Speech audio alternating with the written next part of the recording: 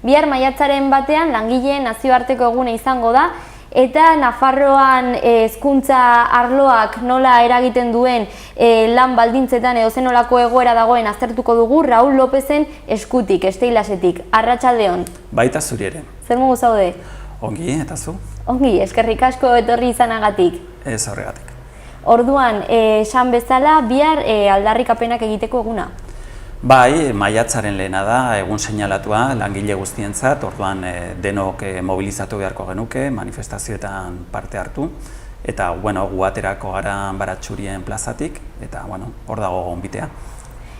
Esan bezala, hezkuntzan zentratuko gara, sindikatu sektoriala zarete eta. Bai. Orduan, ze hasteko gainera, orain hauteskundeak izan dira, ze ebaluaketa egiteko garaiona da ere zenolako erabakiak hartu diren, zuek aldarrikapenak, etengabeko aldarrikapenak daude, zuek zer nabarmenduko zenukete zer? Bai, aldarrikapenak beti egon dira hor, lorpen batzuk egon dira azken 4 urteotan, baina gauzak oso mantso joan dira eta oraindik ere gauza asko daude lortzeko.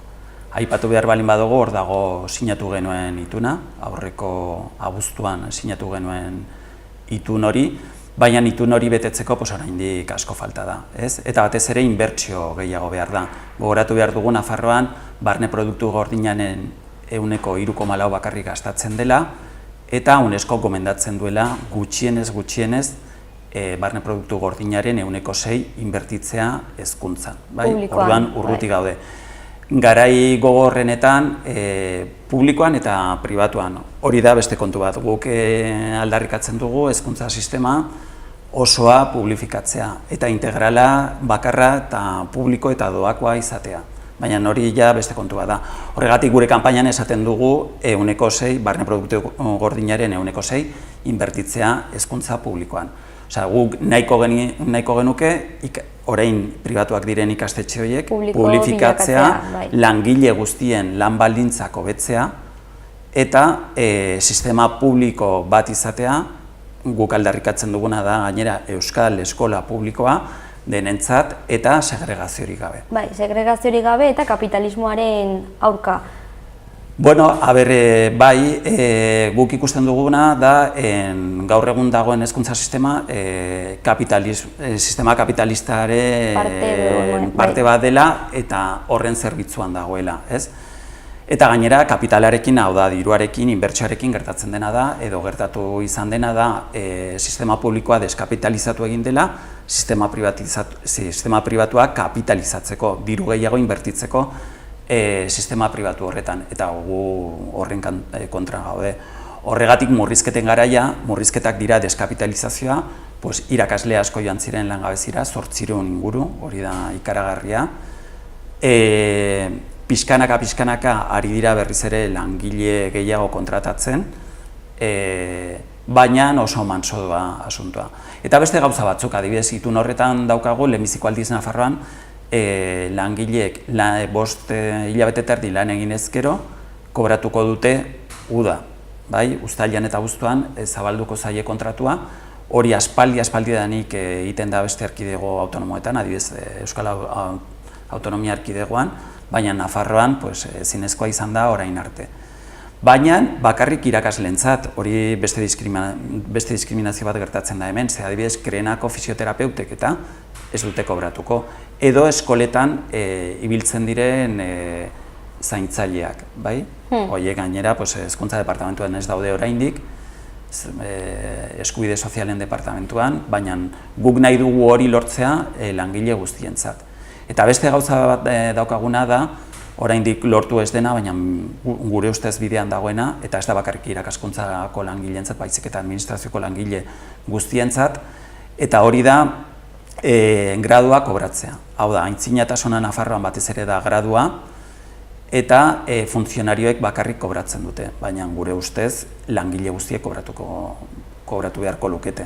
Hau da, lan berdina, soldata berdina denentzat. Diskriminazioa aipatu egin duzu eta hau oso sektore feminizatua da hezkuntza.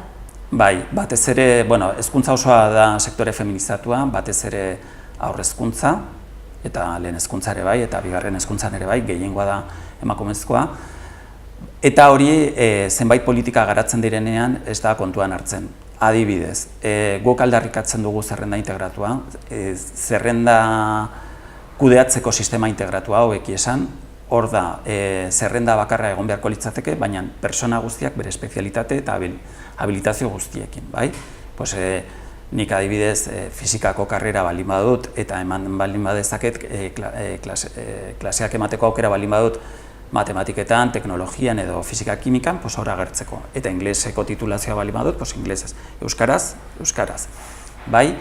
Zoritxarrez oraindik naiz eta gobernuan aldaketa egon, hor dugu apartheid sistema bat, sistema euskarafobiko bat, baina bide batez baita ere guk aldarrikatzen duguna, eta da, hori indarrean egon zen Nafarroan 2007 urtera arte, da oposizioak eta zerrenden kudeaketa bereiztea. Orduan, ikusi behar dugu urtero espezialitateen arabera aldatzen da, baina espezialitate batzuetan, adibidez haur hezkuntzan eta lehen hezkuntzan oso lanpostu gutxi aterako dira, kontratazio kopuruarekin konparatzen baldin badugu, baina jende guztia behartuta dago aurkeztera.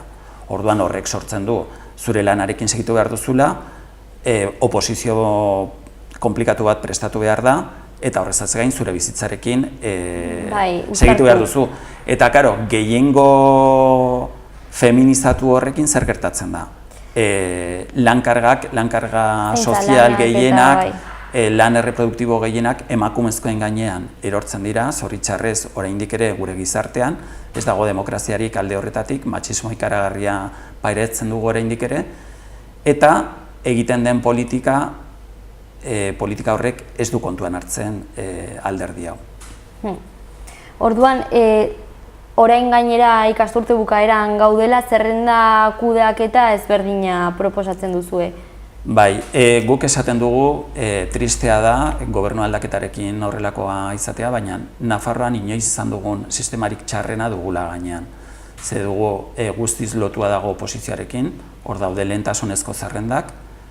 Lehentasunezko zerrenda da gainditzen baldin baduzu oposizioa eta funtzionario lanposturik gabe gelditzen baldin bazara, gelditzen zara hor, bai? Hori, adibidez, begionez ikusten dute, inoiz lanean ibilez direnak edo oso puntu gutxi, edo esperientzia gutxi duten horiek, ez? Baina berehala sisteman sartu ezkero, jende guztiak aldarrikatzen du hori, ez? Eta orduan, edo zein gauza gertatzen dela, ez duzula modurik oposizioa ongi prestatzeko, zure bizitzan gora berak egon direlako, edo pertsona dependiente bat duzulako etxean, edo seme-alaba txikiak, edo gaixotasun larri bat pasatu duzulako, edo zein gauza gerta daiteke, gutxienez lasai egon. Lan egiteko aukera izanen duzu, naiz eta oposizio hori gaizki joan. Orduan horrek ansiedadea eta presioa kentzen du. Eta aukera gehiago ematen du gainera zure lanean hobeki zentratzeko. Zer gertatzen da, holako sistema dagoenean, jendea ez da inplikatzen ikastetxetan, programak ez dira, behar bezain ongi ateratzen, eta bar. Eta gero, aldi berean burokratizazio handia dago ikastetxetan, ez da? Orduan, jendeak ihes egiten du, inplikazio txikia dago oro har zuzendaritza taldeetan parte hartzeko. Bajak eskatzen dira ikasteko? Bajak eta bajak errealak dira. Iristen da momentu bat, nik ikasi behar duela, ikusten duela nire lanpostua kolokan, lanpostu horrekin lortzen den dirua ezinbestekoa da familia hori aurrera ateratzeko, sekulako ansiedade kasuak sortzen dira, eta horrek baja kopurua handitzen du dexente. 2007 urtea erabakigarria izan zen. Bai, 2007an aldatu zen sistema. Ordura arte oposizioak eta zerrenden kudeak eta bereizia zegoen, ez zegoen inongo problemarik, eta orduan hezkuntza sailburua, hezkuntza kontseilaria zen Carlos Pérez Iñagas. Garai hartan zen CDN-koa eta gaur egun Ciudadanosen alderdiko koordinatzailea da. Eta berak egin zuena izan zen PP-ko autonomietan, erkidego autonomoetan zegoen sistema Nafarroan ezartzea. Gero, 2016an kendu zuten hemen Nafarroan, baina berriz ere itzuli da, eta ez dugu ulertzen zergatik. Zergatik egiten diren autu politiko hauek. Ze azken finean autu politikoak dira. Horretaz gain, lanpostuen esleipen automatikoa egunero egitea ere eskatzen duzu, eta ez 3 alditan astero. Bai, astean 3 egiten da lanpostuen esleipen telematiko hori. Lanpostuen esleipen telematikoa ongi dago, ze jendeak denbora badu aukeratzeko, bai? Baina zer gertatzen da, aldi berean geldotzen da dena, bai?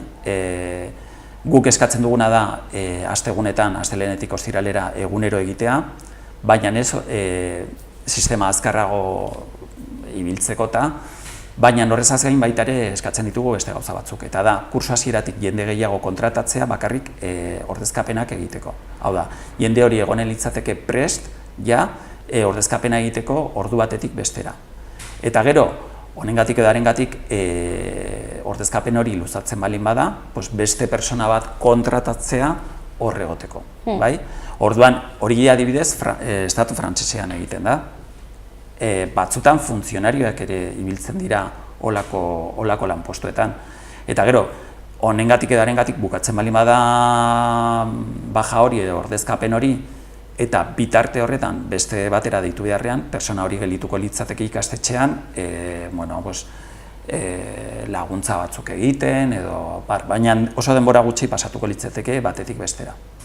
Eta gero, baita ere eskatzen dugu, hor ere datuekin eta baina departamentuari eskatzen dugu baita ere komarkalizazio bat egitea, ez? Lanpostu horiekin eta Gaiaz, baina, esan behar nuen aldatuz, baina ez azkenean honen jarraipena da, orain dela hilabete bat baino gutxiago, Kontseilu Nazionala izan zenuten Esteilasekoa hemen Iruñean. Bai, hor aztertu Euskal Erkidego Autonomoan hauteskunde sindikalak izan ziren, eta gu lehenbiziko indarra izan ginen botuetan, bozkatuena, delegatuetan ez, delegatuetan izan zen lab, baina botuetan bai. Eta, alde horretatik horrek bultzada handia ematen digu baita ere Nafarroan, eta ikusiko dugu, gure hauteskunde sindikaletan ere, hau da maiatzaren 22an zer gertatzen den, baina gu ilusio handiz eta gogoz eta indarrez gaude.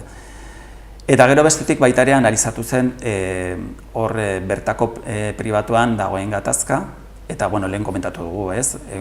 Horrelako gatazkarik ez egoteko guk sistema publiko bakarra aldarrikatzen dugu, eta aldarrikatzen duguna da baita ere ikastetxe horiek sistema publiko berri batean eta euskal sistema publiko berri batean egotea. Nola biziko duzue biharko eguna? Biharko eguna, esan dudan bezala, San Lorenzoren aurrean kontzentratuko gara, eta hortik aterako da manifestazioan, gero beti bezala irakurriko dugu gure komunikatua, eta bertan aterako dira hemen aipatu ditugun hainbat eta hainbat gauza. Ez dakit zerbait gelditu den, azpimarratu beharreko zerbait dagoen oraindik? Batez ere importanteena da, ze orain etorriko da berriz ere kanpaina hauteskunde politikoak, ez, parlamenturako, udaletarako, Europar parlamenturako, eta horre egonen dira, beti egiten programa politikoetan agertuko da dena, baina hemen importanteena da dirua, 6% hori ezinbestekoa da. Eta gero, hurrengo urterako eginen diren aurrekontuak. Aurrekontuetan benetan agertzen da zer inbertituko den atal bakoitzean, eta hori oso importantea da. Eta gero, horrekin batera aztertu beharko da zerga politika dagoen Nafarroan adibidez, estatu osoan eta Europan, baina Nafarroan, eta inbertsio hori nola bideratzen den. Hori, bestenaz, eskola publikoaren alde ager gaitezke, eta bar, baina gero usteak erdiak ustel. Gero hori kopuru zehatzetan agertu behar da, zer gastatuko den eta nola gastatuko den.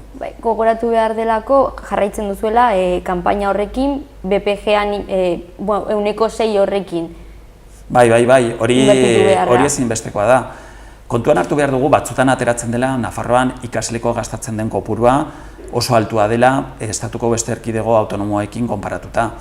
baina kontuan hartu behar dugu Nafarroa alde horretatik aberatsagoa dela, bai? Orduan oso estatua aberatsa BPG-ren ikuspuntutik hartzen baldin badugu, adibidez Suitza, ikusiko genuke hor, ikasle bakoitzeko gastatzen den kopurua oso altua dela. Baina adibidez fokoa jar dezakegu Portugalen. Portugalen ja azken aldi honetan badute ezkerreko gobernu bat, ezkerreko gobernu horrek eskola publikoaren alde egin du nabarmen, eta BPG-ren 5%tik gora daudeia, bai? Eta haien helburua da 6% lortzea. Nafarroan ez dakigu helburu hori dagoen, oraindik. Baina guk segituko dugu horren aldeko kanpaina egiten eta aldarrikatzen jakina. Garai interesgarria, ea nola jarraitzen duen gaia. Oso ongi. Mila esker. Zuei, venga, mila esker. Hurrengora arte.